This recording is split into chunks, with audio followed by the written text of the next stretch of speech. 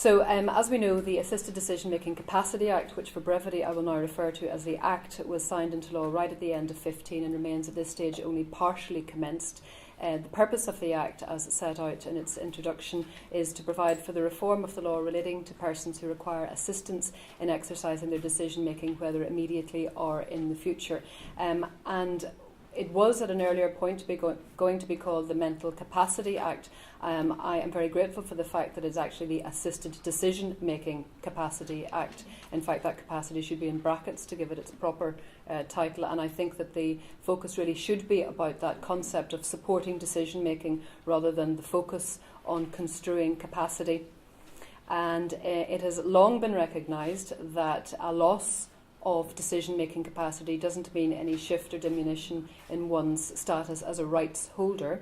And that was recognised over 20 years ago in an important case called In Re Award of Court, which was to do with the withdrawal of peg feeding in a very sad situation where the patient had tragically entered into a close to persistent vegetative state following on very minor surgery, and the family had campaigned for a long time and brought a case which eventually made its way to the Supreme Court to have artificial feeding withdrawn. And the Chief Justice at the time said that the loss by an individual of his or her mental capacity does not result in any diminution of personal rights, and those should still be vindicated. I think the UN Committee has said that legal capacity really is the key to meaningful participation in society. So what the Act recognises that somebody who has lost their decision-making capacity, whatever the reason for that may be, whether that's as a result of intellectual disability, mental illness, acquired brain injury or dementia, is nonetheless entitled to have those rights respected, vindicated, and that it isn't an off switch in any sense for their human rights. And that's reflective, obviously, also of the major tenets of the UN CRPD, which Ireland finally ratified just last month. I know that Eleanor has spoken at some length about that, so I will move along. So how do we not assess capacity? And the first emphatically rejected approach is the status approach, which is what we find within wardship, which would say that you are someone with an intellectual disability or dementia or a brain injury, and as such you cannot have capacity. And then the outcome approach, which really says that what you want to do is so unwise or contrary to prudent advice that you must lack the capacity to decide to do it. By way of illustration, my friend's elderly mother, who had a history of strokes and had experienced, I think, at least one heart attack, decided at the age of close to 80 that she was going to abseil from the Forth Bridge in Scotland. And her middle-aged children were in some consternation over this, but the fact that that was objectively quite a bad idea, one would have thought, didn't mean that she lacked the capacity to decide to do it. So she did. And the following week she got a tattoo of a pigeon. Has anyone heard me tell the story before? A few people have. It was a pigeon-sized tattoo of a pigeon. Because she said she didn't need to worry about what it would look like when she was old and wrinkly. So, as Eleanor has already dealt with, incapacity under the 2015 Act doesn't need to have a medical cause. In that way it departs from the Mental Capacity Act in England and Wales. Really because I think the focus of this Act isn't on the why is your decision-making capacity impaired, but rather what do we do to supplement your capacity in that situation and to offer the requisite support. So I see the focus of this Act as being very much about ability rather than disability.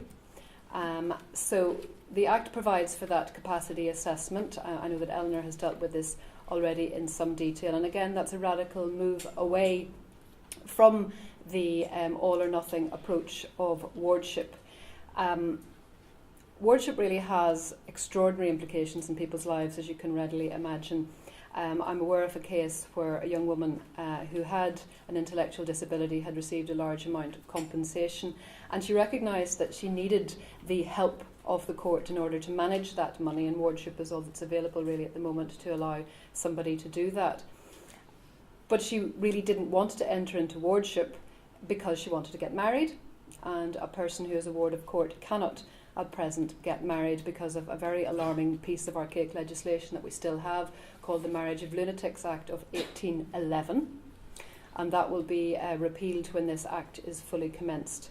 So this idea that you have a master status, a label of unsound mind, is what infuses wardship. And also, I must say, I've encountered it in clinical thinking.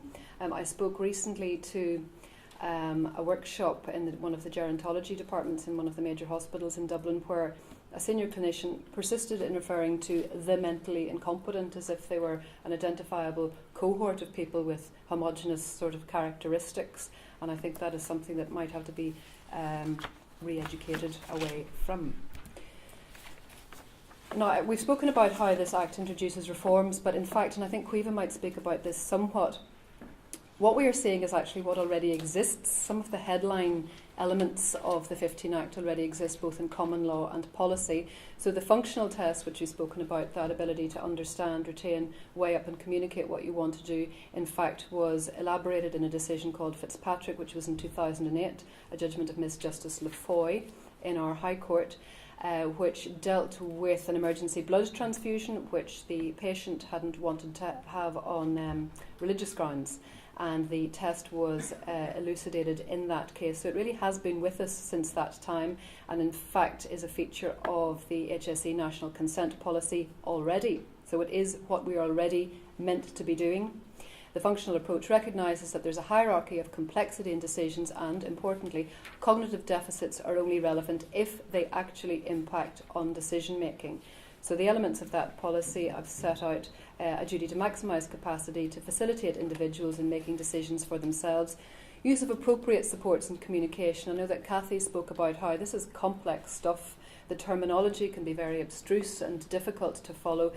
So somebody can't be found to lack capacity simply because you haven't explained a decision to them properly and allowed them properly to access the information and to make a decision in full knowledge of all the consequences. There's a duty on everybody engaging with somebody who may have a question mark over capacity to do so in a language that is understandable by them. And then we have allowed time, which I think is obviously something of which we often don't have enough. Intervener and intervention are defined in the Act. There are pages and pages of definitions at the start of this Act, so what might seem quite a commonplace term actually often will have legal definition. A healthcare professional is an intervener, and if you're an intervener carrying out an intervention, then you are covered by the guiding principles. And again, I won't go into these in much detail, as I know that Eleanor already has. Some of the really salient ones being the fact that what you want to do is unwise, like abseil from the Forth Bridge, doesn't mean that you lack the capacity to decide to do it. And then the big bells and whistles element there, the giving effect to past will and preference rather than a best interests formula. And that's a real cultural shift, and something which I think people do have considerable difficulty with, and that's been the subject of commentary already in the Court of Protection in England and Wales. One of the statements, the Court of Protection is fantastic one-liners, one of them being the professionals and the court must not be unduly influenced by the protection imperative. At the top of the page, of course, we have the presumption of capacity. That's also already with us at common law, and sometimes I have to say you wouldn't think so. I can just perhaps deal in a couple of examples that I'm aware of from practice. One being the case of a young man with Down syndrome who had been living with his mother and had gone to live with his father. And I was contacted in the context of a proposal to take him into wardship because there were concerns that at his mother's house he might be exposed to, at the very minimum, financial abuse. She had a history of addiction, she'd relapsed, and the prognosis didn't look too good. But he had gone to live with his dad and was fully aware that he would be at some element of risk if he were to go to his mother's. So I think the question had to be, well, why are we talking about wardship? And the answer was, well, I think because he has Down syndrome and he's never going to be able to live by himself and will always require supports. But that was the answer to a different question. And I think the presumption of capacity was missing there simply because of his presentation. Similarly, I was contacted about the case of a woman who had a history of bipolar affective disorder. She had come off medication and then presented at a publicly funded facility for this routine physical care that she'd been getting on an ongoing basis, and they were running through a checklist of questions and said, wait, you've come off your mood stabiliser or whatever it was. Listen, we're not going to treat you today then because we don't think you have capacity and we're not trained to deal with capacity and we haven't done the course or whatever it was. So there was movement immediately to the presumption that because she was somebody who had a mental illness, that capacity was suddenly very much in question. And I think that was quite an incorrect approach. The Act broadly defines decisions in two categories. The second, which I suppose is of more concern here, being personal welfare, which covers a multitude really. You see that at the end it has other matters relating to the relevant person's well-being, which obviously could refer to an awful lot. I won't deal with these because I know that Eleanor already has, and she mentioned also in fact that outside of these structures and the advanced planning, which I'll talk about, the Act doesn't permit of informal decision making. It did at the beginning, and the equivalent UK legislation does, but a very conscious decision was taken that informal decision making was not to be accommodated by this Act. Again, something which I think does create some wariness, and I think Caoimhe is probably going to deal with how we are quite fond of the grey area at the moment, and particularly we hold fast to the idea that the next of kin has some status which is in fact a myth in terms of providing consent to anything. So advanced planning, if all of those three tiers and everything that's involved, and there is quite a level of complexity and supervision arrangements and so on, if all of that sounds very complex and novel, and it is, then we do have procedures for advanced planning. We already have EPAs under the 1996 Act, which will remain valid, but all new EPAs will be under the 2015 Act. And I think Eleanor mentioned how they have potentially expanded in scope, because personal care wouldn't have included decisions of a medical nature, whereas they can be accommodated under the 2015 Act, but not up to the point of refusal of life-sustaining treatment. There are important things that the Act says about the restriction on the use of restraint, and new and more assiduous reporting requirements than were contained in the 1996 Act.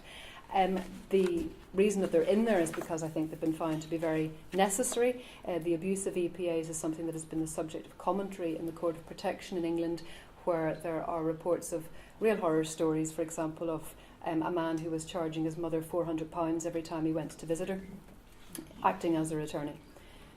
So, advanced planning also takes the form of advanced healthcare directives. Again, I know Cathy had said, look, the Act can't come quickly enough for some of us, and we might want to have an advanced healthcare directive. You actually can already. It's just that the Act puts these on a statutory footing. In fact, the Irish Hospice Foundation, I know Deirdre is here today, have done remarkable work with their Think Ahead document, which is something that I would certainly commend. I know on the subject of advanced healthcare directives, again, Eleanor dealt with these.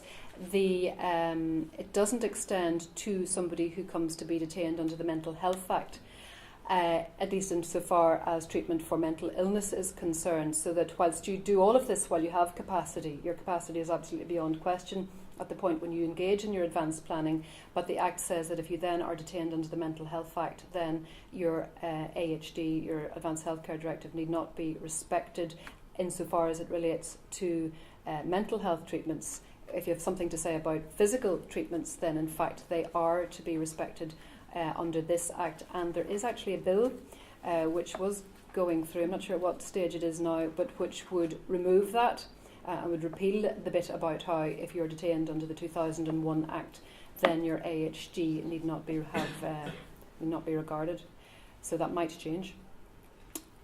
So I won't elaborate on the rest of that, as I know that we have looked at AHDs already here today, except to say that there is a role for the court potentially to adjudicate, because they are quite new, and if the validity and applicability of an advanced healthcare directive is the subject of some controversy, then the court may have to intervene. The court in most cases under the Act does mean the circuit court. It's devolved away from the High Court, but where life-sustaining treatment is in question and the AHD is in question, then it's the High Court which will be the appropriate venue.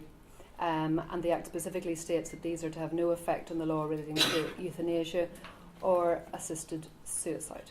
The implications for healthcare professionals. Well, everybody's going to have to engage with this new dispensation, that if you believe that somebody's capacity is an issue and you need to make an assessment of it, then it isn't a question of going to a gerontologist or a consultant psychiatrist. There is provision in the Act for some reports that will be required from a healthcare professional to accompany the registration of, for example, a co-decision-making agreement or an enduring power of attorney. And the Act is quite imaginative, I think, in that it moves away from this strict reliance on a medical practitioner, so that it does in fact require, not just contemplate, but require that a second report is available from another healthcare professional.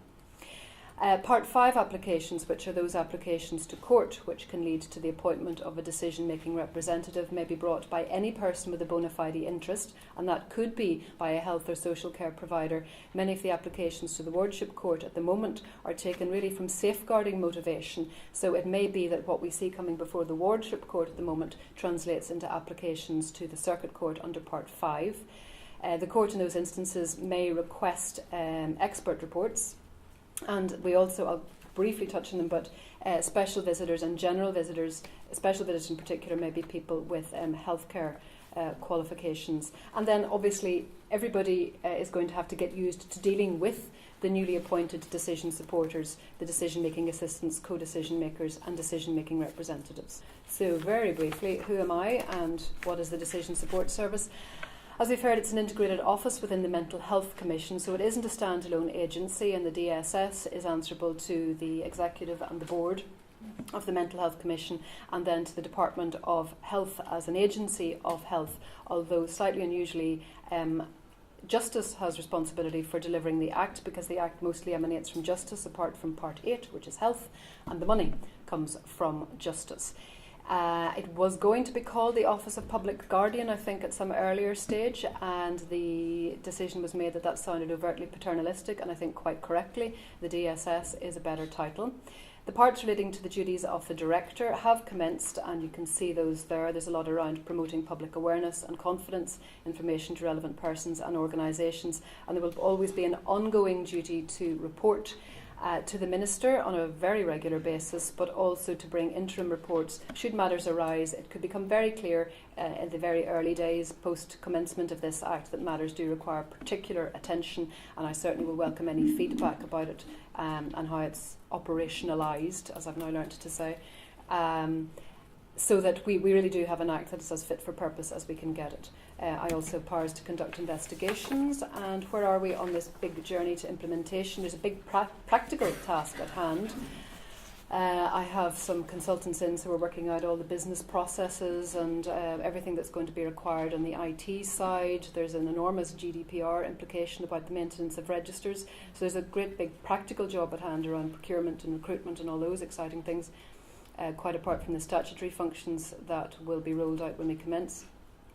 Regulations are awaited. They will deal with a lot of procedural and documentary matters, so they're to emanate from Justice and also from Health. Justice shall draft recommendations, and Health got away with may, but I'm hoping to see them.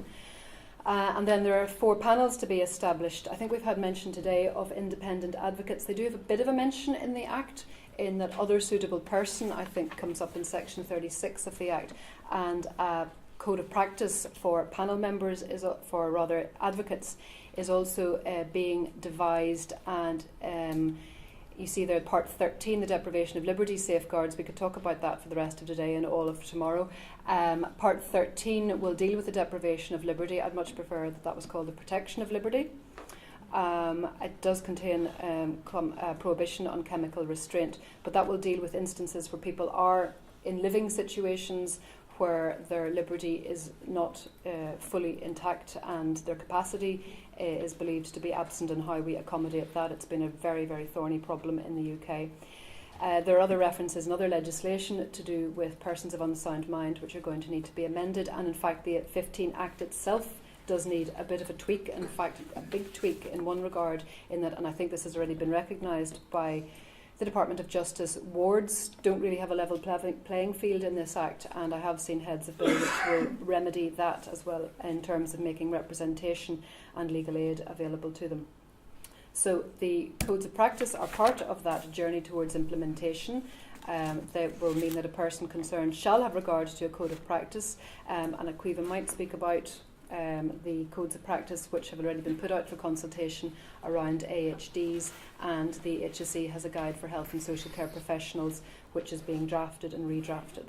This is not perfect legislation. It was like this when I got here, and it has been described variously to me as a huge disappointment.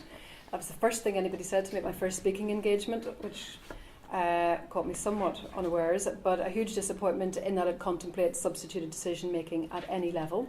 I've also heard quite the opposite, that it is radical, progressive legislation and a model for international best practice. And then it's also been said that it's introducing unnecessary complexity, and there's really no good argument for replacing wardship. So I hope that the truth is in there somewhere. Certainly it represents a really remarkable cultural shift. I think that we're all in agreement on that. But I think there is much to be said for doing away with the grey area. I think that this Act doesn't take away anything that people should be cherishing, and I think that there's a lot to be said for introducing a legal framework, but to be recognised that that comes with a learning exercise and the introduction of, it has to be said, quite a level of complexity.